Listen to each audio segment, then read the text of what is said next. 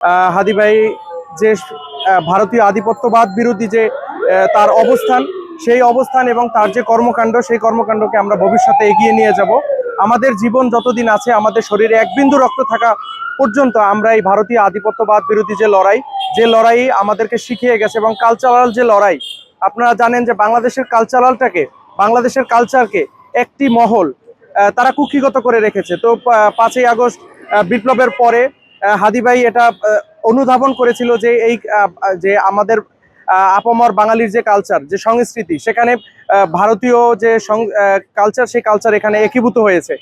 সে এইটার বিরুদ্ধে নেমে বাংলাদেশের যে মানে সঠিক কালচার বা বাংলাদেশের আপামর জনতার যে জীবন ধারণ, যে বৈচিত্র্য, সেই বৈচিত্র্যকে সে তুলে ধরার জন্য সে এককভাবে মাঠে নেমেছিল। তার কিন্তু মোটিভ ছিল যে সে চিন্তা করেছে যে আমি এককভাবে যদি কালচারাল লড়াইটা লড়ে যাই, তাহলে আমি এখানে মানে সাস্টেইন করতে পারবো না, আমি এখানে বেশি দিন টিকতে পারবো না। তখন সে মনে করলো যে না, আমার পলিটিক্যালি এখানে এনগেজ হওয়া দরকার। তো তারপর ভাই ঘোষণা দিল যে সে স্বতন্ত্রভাবে লড়বে ঢাকা 8 আসন থেকে।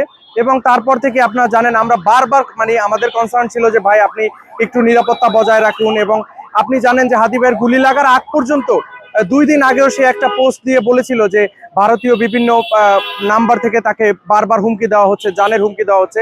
তো ভাই একটা কথাই বলেছে যে আপনারা জানেন তার বিভিন্ন টকশোগুলোতে বা তার ইন্টারভিউগুলোতে আপনারা দেখে থাকবেন যে সে সর্বদা বলেছে যে আমি শহীদি মৃত্যু কামনা করি, এবং আমাদেরকে দমাতে পারে একমাত্র যদি আমাদের মাথায় গুলি লাগে, আমাদের বুকে এসে গুলিবিদ্ধ হয়, তাহলেই আমাদেরকে একমাত্র দমাতে পারে। তো আমরা সেই হাদি ভাইয়ের সৈনিক, আমরা হাদি ভাইয়ের যে লড়াই, সেই সংগ্রামের যে সাক্ষী, এবং সেই তার সহযোদ্ধা হিসেবে আমরা চাই অনতিবিলম্বে সরকারের পক্ষ থেকে একটা আশ্বাস দেওয়া হোক। এবং সরকারের পক্ষ, আপনি জানেন যে এই এত বড় একটা ঘটনা বাংলাদেশে হয়ে গেছে, প্রায় লক্ষাধিক 10 লক্ষের অধিক মানুষ তার জানাজায় উপস্থিত হয়েছে। সেখানে মানুষ সবাই হতাশ হয়ে ফিরে গেছে। এই হতাশ হয়ে ফিরে যাওয়ার মানে হচ্ছে কি, প্রফেসর ইউনূস যে কথাগুলো বলেছে, সেই কথাগুলোর মধ্যে বিচারের কোনো আশ্বাস ছিল না। এবং আপনি জানেন জাবের ভাই ওই দিনকে যে কথাগুলো বলেছে, ইনকিলাব মঞ্চের সদস্য সচিব, সে বলেছে যে আমরা সরকার থেকে যে আশ্বাসটা চেয়েছিলাম, এবং আপনারা জানেন সে একদম কোট করে বলেছে যে এই হত্যার পিছনে হচ্ছে বাংলাদেশের যে ইন্টেলিজেন্স এবং গোয়েন্দা সংস্থা, তারা বিভিন্ন কোনো না কোনো ভাবে জড়িত আছে।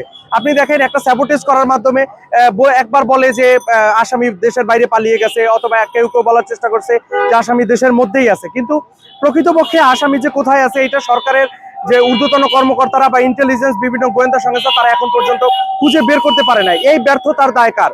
এই ব্যর্থতার দায় অবশ্যই সরকারের। এই সরকার মানে এত অথর্ব এবং অযোগ্য একটা সরকার এই বাংলাদেশের জমিনে এখন পর্যন্ত আসে নাই। আমরা মানে খুবই লজ্জিত এবং খুবই মর্মাহত যে হাদি ভাইয়ের মতে এরকম একজন বিপ্লবী মানুষকে আমরা আমাদের কাছ থেকে হারালাম।